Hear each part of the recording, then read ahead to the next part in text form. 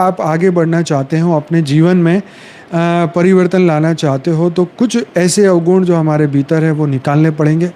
और अपने लक्ष्य को पूरा करने के लिए हम चींटी से भी कैसे काम लें, ये सीखना पड़ेगा, है ना।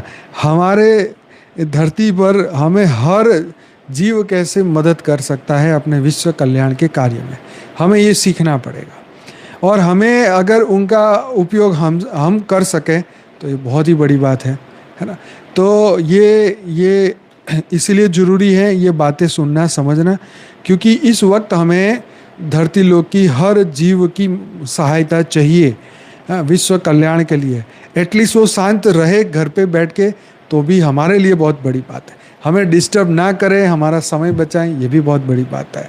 तो यह शास्त्र तो पढ़ेंगे तो बहुत कुछ सीखने को मिलेगा कि हम जो मतलब बहुत सारा हम अगर हम शास्त्र को नहीं पढ़ेंगे, नहीं सुनेंगे, तो हमें अपने भीतर के गुण भी हम नहीं जागृत कर पाएंगे। सीधी सी बात है, हमें अपने अंदर के गुणों को भी तो जगाना है, अपने अंदर की वो शक्तियों को जगाना है। हनुमान जी सब कुछ था, लेकिन फिर भी जामवंत से उनको जो अपनी खोई हुई शक्तियाँ याद कराई गई, क्योंकि उनको श्राप मिला था बचपन में, तो वो अपनी शक्ति को भूल गए थे। तो फिर उनको याद कराया गया, और याद कराते ही फिर वो छलांग लगाई और वहाँ पहुँचे। तो ये बहुत ज़रूरी है कि हम भी अपनी खोई हुई शक्ति, सोई हुई शक्तियों को जगाएं। हम हमारे भीतर अनंत सूर्य की शक्ति, उसमें तो कोई डाउट ही नहीं है। पर आप कहो जी मैं अपने हाथ से पहाड़ उठा लूँ, दिखाओ कहाँ शक्ति है, तो भाई इस तरीके की शक्ति की बात मैं नहीं कर रहा हूँ।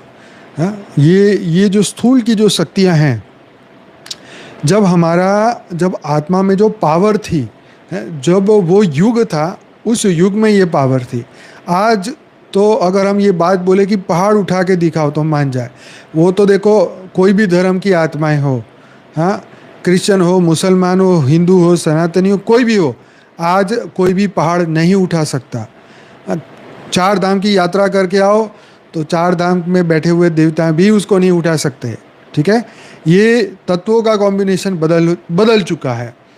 ये जो नियम बनाए थे, आप आज भगवान से मन्नत मांगो, छोटी मोटी मन्नतें पूरी हो जाएगी, लेकिन भगवान से ये मन्नत मांगो कि मुझे धरती से 10 फुट हवा में चलने की शक्ति दे दे, मैं कभी भी धरती पर, मुझे जब चाहे मैं धरती पे चलूँ, बाकी मैं हवा में उड़ूँ। ऐसा पॉसिबल है? हवा में कोई उड़ता हुआ इंसान किसी ने देखा? कोई भी धर्म का, चाहे जितना बड़ा तांत्रिक हो, मांत्रिक हो, भांत्रिक हो, कोई भी हो, कोई हवा में ऐसे तत्वों के नियम को कोई नहीं बदल सकता। मैं आपको ये बताना चाहता हूँ। इवन दूसरे ब्रह्मांड की आई हुई आत्माएं भी इस वक्त जो है, जो कुछ भी कर रही है वो अंडरग्राउंड साइलेंट में कर रही है। वो भी तत्वों के नियम को नहीं बदल पा रही है। अगर जिस दिन वो कर लेंगी ना, तो बहुत गजब हो जाएगा। जैसे हनुमान जी ने पूंछ में बांध के असुरों को फेंक दिया स्पेस में, तो ऊपर की आत्माएं आएगी और पकड़ के स्पेस में फेंक देगी मानव को, असुर को फेंक देंगे। तो कहने का मकसद ये है कि तत्वों के नियम को तोड़ना, ब्रह्मांड के नियमों को उसमें छेड़छाड़ करना, ये सामान्य मनुष्य के बस की बात नहीं है।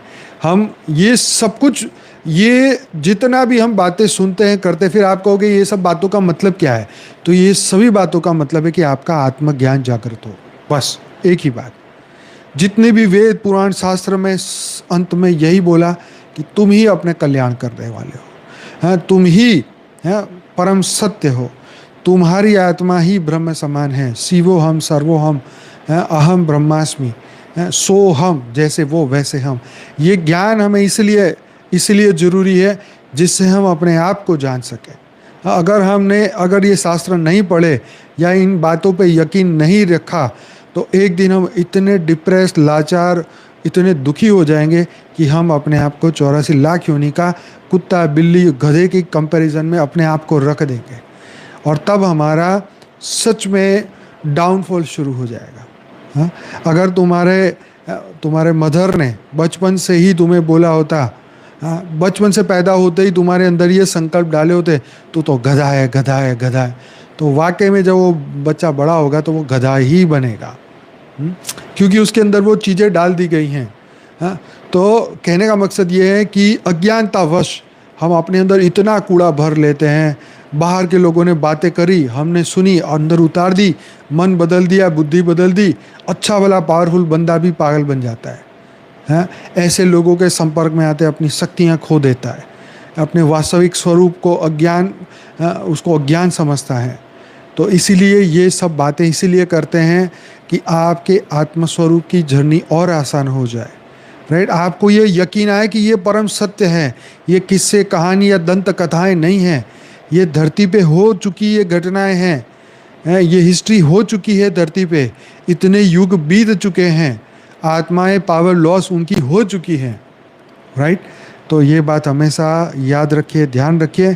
क्यों आज विष्णु के 24 अवतार और शिव जी के 28 अवतार जो ऑलरेडी आ चुके थे धरती पर, वो फिर से आके क्यों नहीं बीच में इंटरफेयर करते?